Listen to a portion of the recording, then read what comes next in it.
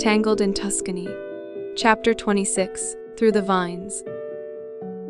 The morning light in Florence was soft and deliberate, pouring in through the balcony doors in wide strokes that touched the edges of the photo prints, scattered across Sophia's table. The air smelled faintly of last night's rain, cool against her bare feet as she padded between the table and the window. She had made coffee an hour ago and let it go cold, the untouched cup leaving a dark ring on the napkin beside her camera. The gallery meeting was scheduled for mid-morning, but her mind refused to settle on the agenda. Print sizes, frame finishes, transport schedules for New York. Instead, her gaze kept drifting toward a single photograph lying just out of reach. Luca, caught in profile near the old shed, his head tilted in thought, the sunlight breaking across his temple. She had printed it for herself, a quiet anchor in the swirl of transition, though she told no one. She traced the edge of the frame with her fingertip, remembering the way he had looked that day, unaware she was watching. She tried to imagine what he was doing now, probably checking tank levels or walking the rows, hands brushing against the vines like they belonged to him in a way no person ever could. Or maybe he wasn't thinking of her at all. Outside, Florence moved with the easy grace of a city used to being admired, bells ringing in the distance, the occasional hum of a scooter climbing the hill. But the beauty pressed at her instead of filling her. The colors were too precise, the light too polite. It wasn't the restless gold of the vineyard, shifting and deepening by the hour. This felt curated, contained, like a painting hung in the wrong room. She breathed in and tried to let the city's rhythm anchor her, but the ache in her chest held steady. She didn't know that even now, the sound of tires was eating up the distance between them. Far away, Luca had risen before dawn, the vineyard still wrapped in that silver-blue quiet that came just before the first light. The air was cool and damp, holding the scent of earth and fruit. He had moved through his usual motions, pulling on work boots, grabbing a jacket, without the intention of staying. Matteo got the first set of instructions in the courtyard, Chiara the second near the bottling room. He didn't tell either of them where he was going. It wasn't a decision he wanted discussed. The drive to Florence began with empty roads, the hills rolling out before him in long shadows. The route curved and bent like memory, each turn buying him more time to think about what he might say. He tried, phrases turning over in his head, stripped down, rebuilt, but every version felt wrong. Too practiced, too small for what had grown in the space between them. By the time he reached the highway, he'd given up on rehearsing, letting the hum of the engine and the rush of wind through the cracked window carry him forward. The scenery shifted as he drove, gold wheat fields giving way to olive groves, then to the red-tiled sprawl of the city. The colors deepened, buildings pressing closer, streets narrowing until they seemed to funnel him inward. His thoughts didn't shift with the landscape. They stayed fixed on her. The exact cadence of her laugh, the way she'd stand with her weight slightly on one hip when she was focused, the unguarded softness in her expression when she thought no one was watching. He pictured her behind the camera, eyes locked on him through the lens, as if she already knew the story the image would tell. By the time Florence rose fully around him, his grip had tightened on the wheel, not out of fear, but out of certainty. This wasn't a trip he could walk away from unchanged. He didn't know how she would react, whether she'd close the door or let him in. But the decision was already made.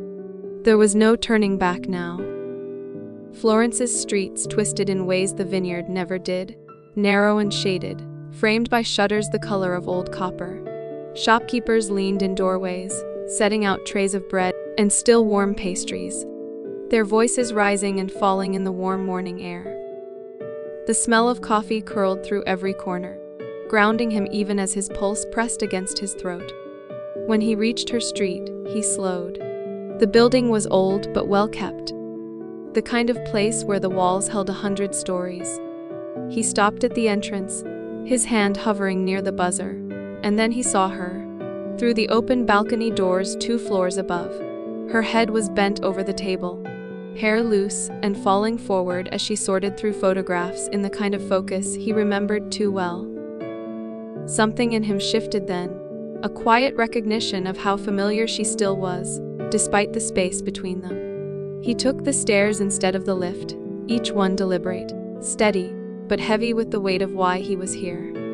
At the landing, he hesitated for only a breath before knocking. The sound made her head lift. A few seconds later, the door opened. She looked at him with something between shock and disbelief, her fingers still curled around the edge of the door.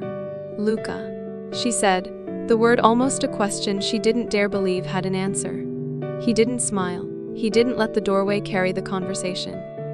"Can we talk?" he asked, his voice quiet but certain. She stepped back without a word, giving him space to enter. The air between them felt taut, not hostile, but threaded with something unspoken. Something both of them had felt building since the morning. She left the vineyard without saying goodbye. The apartment smelled faintly of citrus, maybe from the bowl of lemons on the counter, and of fresh paper. Ink still drying on photographs spread across the table in meticulous rows. They were all pieces of the vineyard, morning mist curling over the vines, the cellar's dim light, the lines of weathered hands holding grapes. Luca stood beside the table, his gaze moving over the images without touching a single one. "You kept working," he said finally, his voice carrying no judgment, just observation. She crossed her arms, not in defense, but as if holding herself in place. "It's what I came here to do." His eyes shifted from the prints to her. "You brought it with you," he said softly. She knew instantly he didn't mean the photos. The silence that followed wasn't empty. It was dense, layered.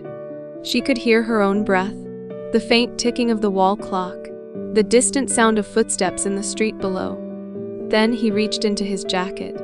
His movements were slow, careful, as if whatever he carried might shatter with the wrong kind of handling. He pulled out a small object wrapped in a plain white handkerchief. When he placed it on the table and unwrapped it, her breath caught. The frame's edges were familiar, the glass smudged faintly. It was the photograph she'd left behind in the guest house.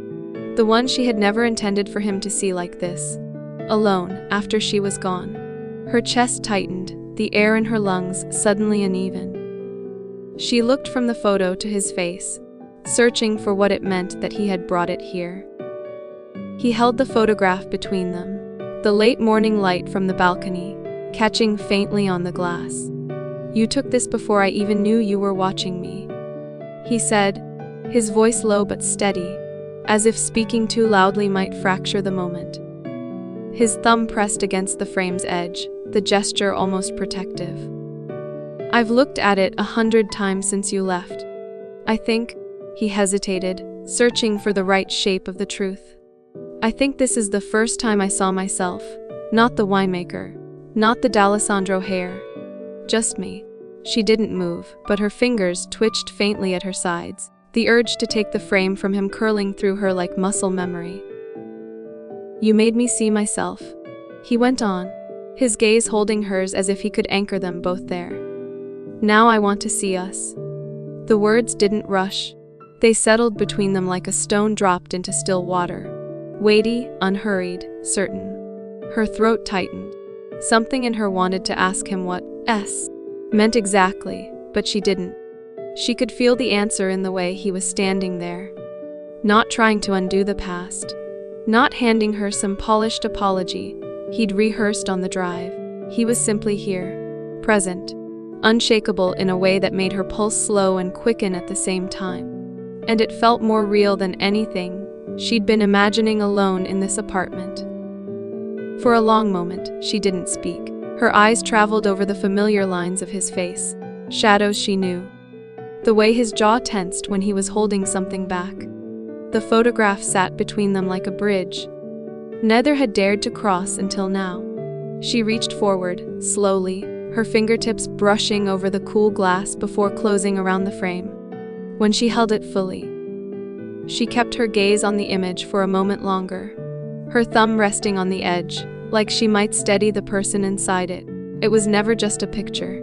she said finally, her voice quiet but certain.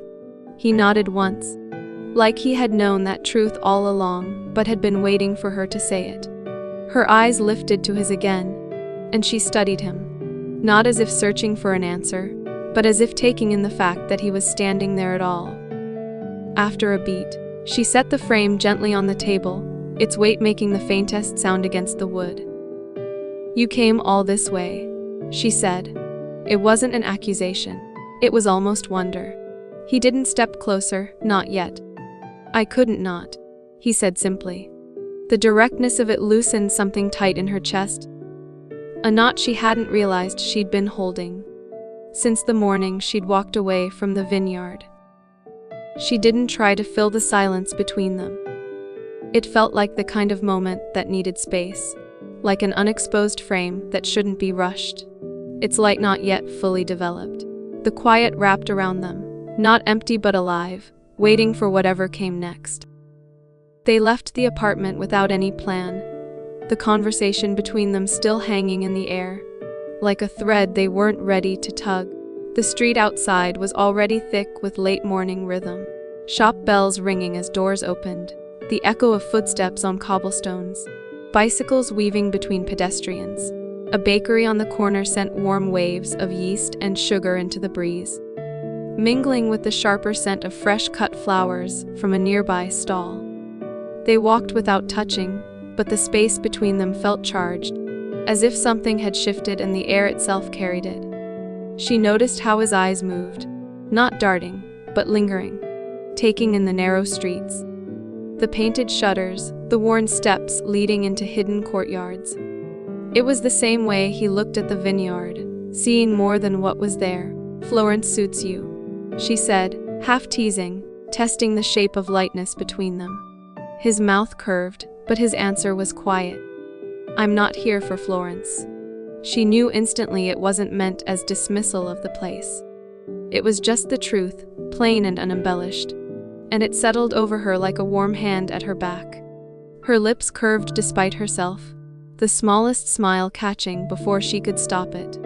Whatever had been stalled between them was moving again, not with a rush, but with the slow, steady pull of a tide turning.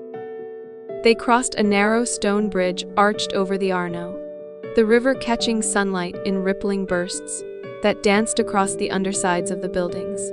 The wind carried the faint metallic tang of water, threaded with the distant notes of a violin from somewhere along the embankment. Sophia slowed, watching the shafts of light spill between the clustered rooftops and into the water. The way the gold layered over the shadows made her chest ache in a way that felt familiar. It was almost the same light as late afternoons in the vineyard, when the rose glowed and the olive trees whispered. Without speaking, Luca stopped halfway across and leaned against the railing, his forearms braced on the stone. He looked out at the water like he was letting the current steady him. She joined him, resting her hands lightly on the rail, the sun warm against her shoulders. For a moment, she imagined them back among the vines, walking side by side, brushing their fingers over grape clusters, checking ripeness, listening to the wind shift through the trees. It felt so vivid she almost thought she could smell the earth. "So," she said at last, not quite asking the question that hovered between them. "So," he echoed, the corner of his mouth lifting into the smallest of smiles. They stayed there like that, the city's bustle flowing around them, boats gliding beneath, laughter carrying from the banks, the quiet pulse of Florence threading through the air, and in the space between them, there was no rush, no pressure, just the steady knowing that they were standing at the edge of something new, unwritten, but real.